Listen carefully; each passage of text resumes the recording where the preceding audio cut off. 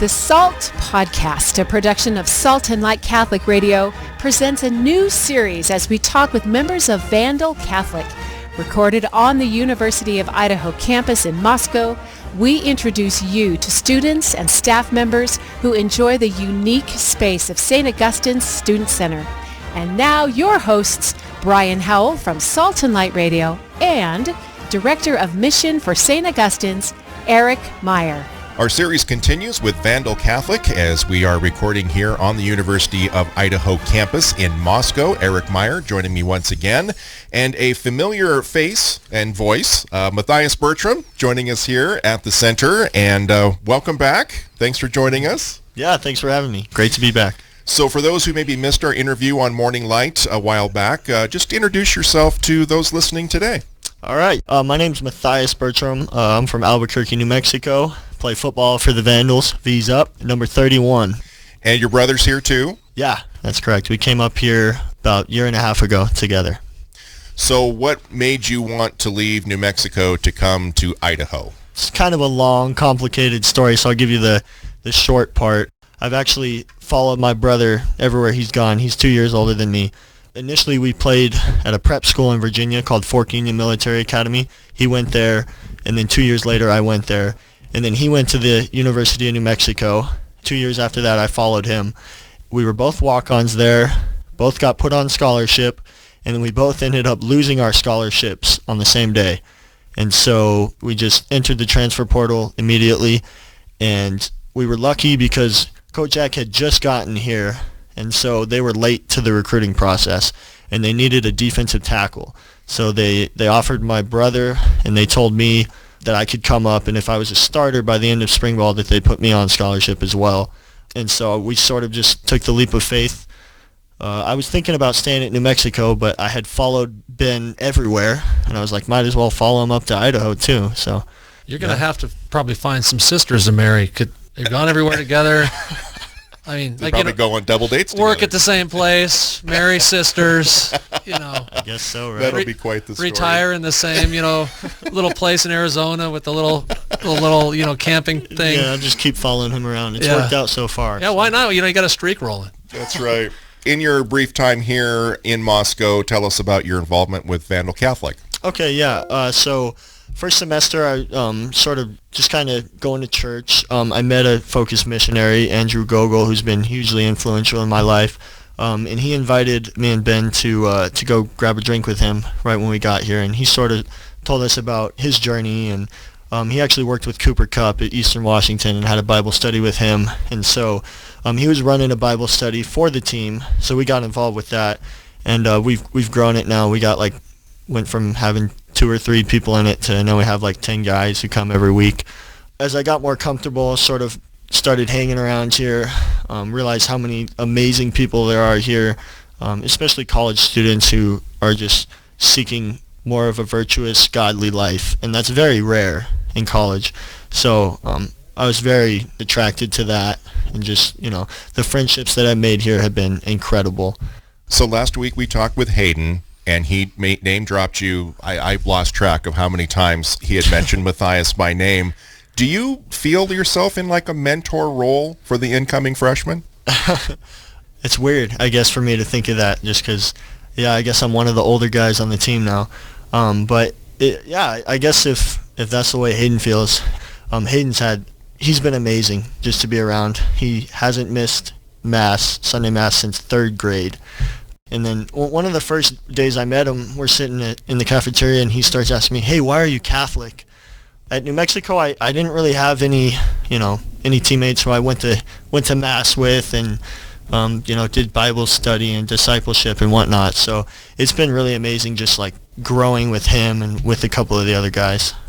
I think again, we've talked about this in these interviews, but there's this magic, whatever the word is, these young people here have found the whole thing, the intellect, the football, the faith, and the social elements that put it all together. Because you know how it is. You can kind of have one or the other. You can be, I'm going to say it wrong, but you can be a churchy kid and not have any fun, or you can be a fraternity kid and not have any church. Well, these guys seem to have a lot of fun, figure it out, have a great social life. They're super busy. They maintain their grades. They serve candlelight mass. They do this. They do that. And this place is full most of the time. Either somebody studying or hanging out or getting ready to serve a mass or whatever. There's something going on here at St. Augustine's, and I think Mathias just articulated that they're seeking this good life that does exist that we just need to tell more people about. Now, in my growing up, I didn't have a lot of young men that were like-minded, that were of religious persuasion of any, and I'm a convert, but I'm just so impressed that you've got 10 or 12 guys that are getting together on a weekly basis and having a Bible study. So what have you gained, or how have you grown spiritually through this time with these guys? Yeah, that's a great question. I would say the most important thing for me is that, sports have always been at the center of my life. I grew up, I mentioned this in the last interview, me and my other two brothers, we were always outside. And then we also just had that example from my parents of going to Mass every Sunday and just their relationship. But my sports and faith were always sort of separate. And so coming here and being able to grow with my teammates is kind of like my worlds have, my two most important things in my life have intertwined. And so it's been amazing just realizing that these two things don't have to be separate, that it's actually better if my faith life is an integral part of my sports life. Mm-hmm. Because that was something else that Hayden had mentioned, was the fact that when he sees you and Ben on the field, that you have this air of confidence about you and that you don't act like you're really worried about anything because your faith is so strong. Would you agree? Man, I guess... Or is it all an act? Well, for a long time, I didn't have that confidence, and I would say it's still like a daily battle to be able to tell myself.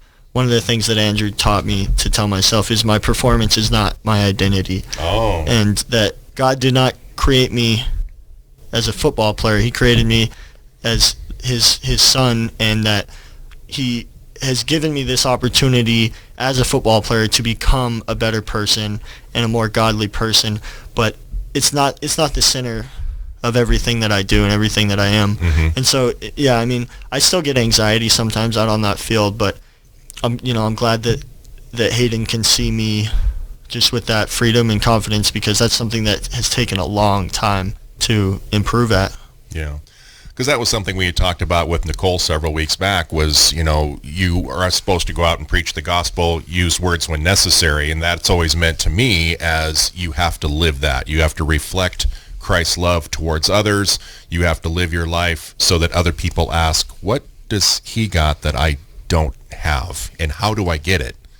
Yeah. I mean, I've spent 20 years at work in that same sort of feeling where you're constantly worried about performance and delivery and whether or not you're politically aligned to the right person, because people are getting promoted and the organization is changing, and at some point you have to just say, this is not me, and you get better at all the stuff you were worried about anyway.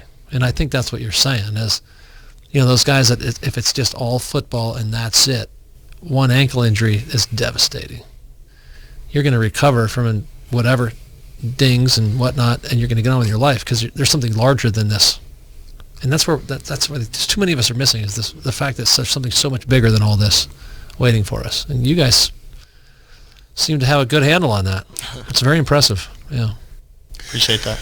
So what do you feel you're going to take away from your time here at Vandal Catholic, your time playing for Coach Eck? What sort of lessons or things have you learned in your short time here in Moscow that are going to pay dividends as you get older?